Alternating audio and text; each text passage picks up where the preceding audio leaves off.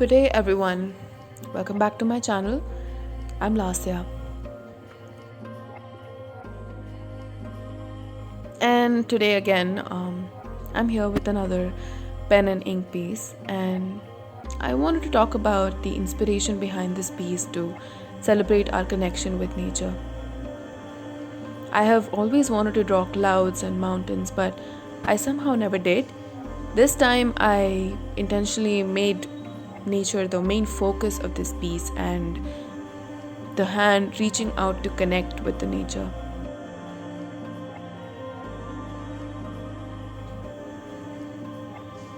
If I haven't said it before already, I always focus on the process of healing and therapy, expressing my inner thoughts, and for me, making art is one of those ways.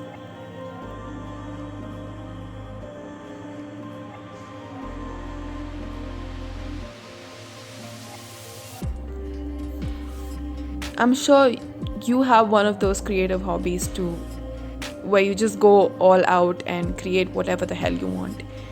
And it's just for you, not to impress anyone else. Just something that makes you feel good.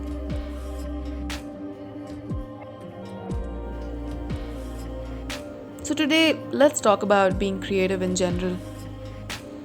All these creative processes, I feel, unify all the different elements of you. And personally, I feel the same passion for music and dance as well. That's why I take time to practice each of these, at least a few times a week.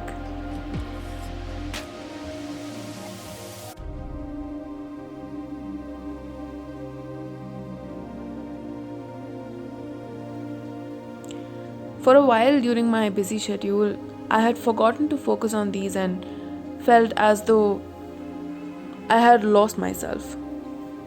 And the worst part is, I did not even realize what I was doing wrong, that I was not feeling alive anymore. It went on for months. But again, it took me quite a lot of deliberate thinking to realize what I needed to bring back in my life to help me enjoy life a little more.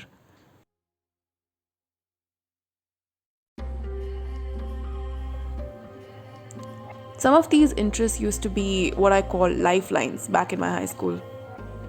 And then I began working and forgot these gems somewhere down the road. But now I'm more determined than ever to keep them close to my heart.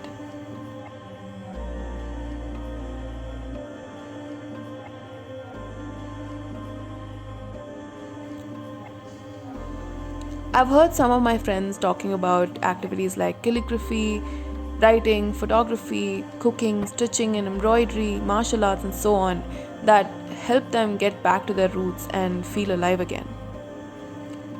I've heard some of them who find even shooting and editing videos therapeutic. So, creating something new by bringing together things from here and there gives a unique next level sense of accomplishment and joy that really cannot be compared with any other temporarily lasting positive emotion.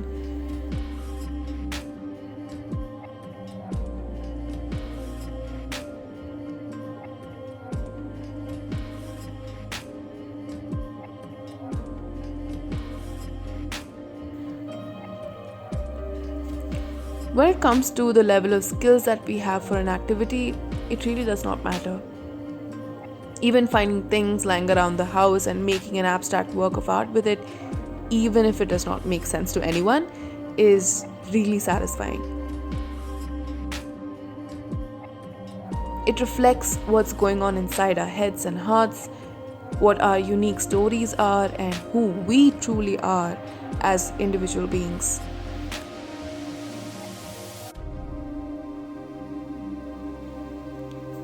For me, it gives a sense of relief, as if you're talking to your close friend.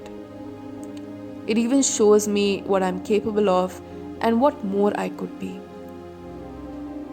It helps me overcome stress and even discover my values and purpose in life.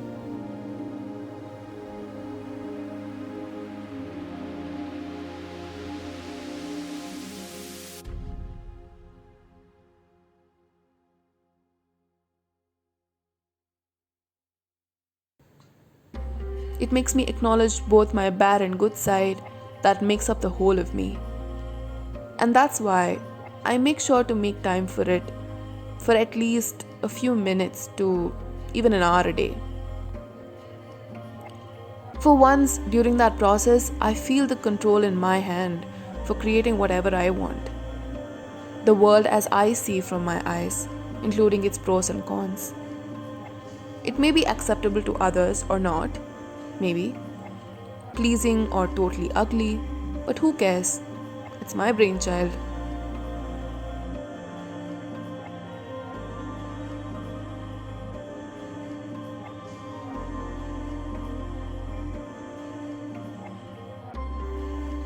And obviously, it is the best way to escape for a bit to a world of my own. And finally, if none of this makes sense to you, then just know that you must find something that you love. Just because you, just like any other being, deserve to feel good and you deserve to be happy. No matter what anyone says. No one will understand the depth of you. No one needs to. While someone else might be busy complaining about how bad things are, you must find things that keeps you learning new things, growing, and make life worth living for you.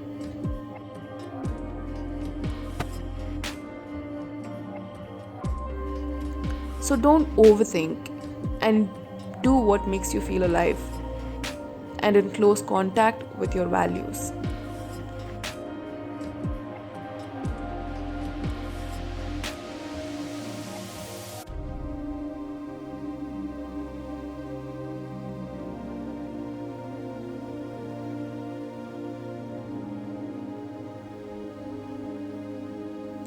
Now, something about the process. Like I said in my last video, I often use broken lines to indicate the subtle details as folds or hair strands within hair or other such details within clouds or flowers. That is because when light hits some of the edges, it doesn't seem very defined.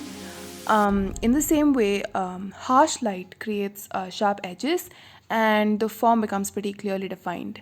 And that's what I tend to indicate by using broken lines. And later on, you see me filling it in, which kind of emphasizes the form of the folds even further.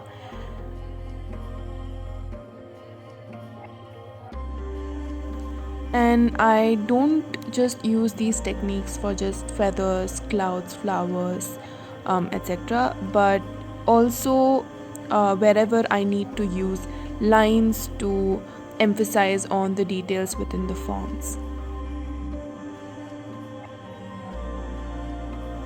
In some cases, these broken lines create shapes, such as those you'll see in case of fabric folds, which I then go ahead and fill in.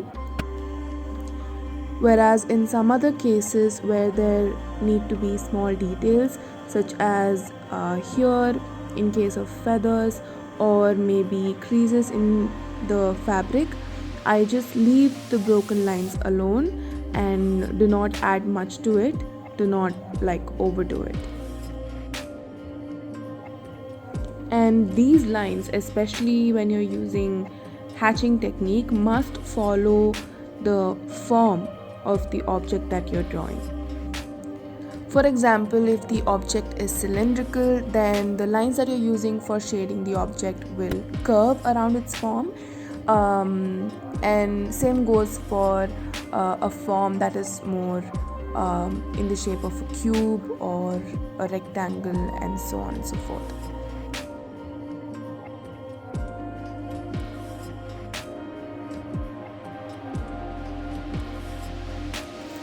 By the way, all the supplies I have used for this piece, I have linked them down below in the description.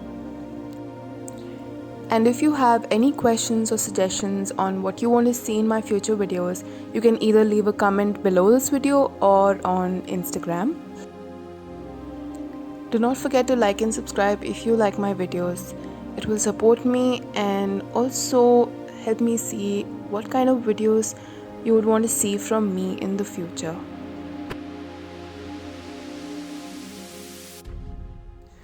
With that, I'll leave you to enjoy the rest of the video. If you have anything to ask at all regarding my process, do leave them in the comments and I'll try my best to answer them for you. Bye. Take care.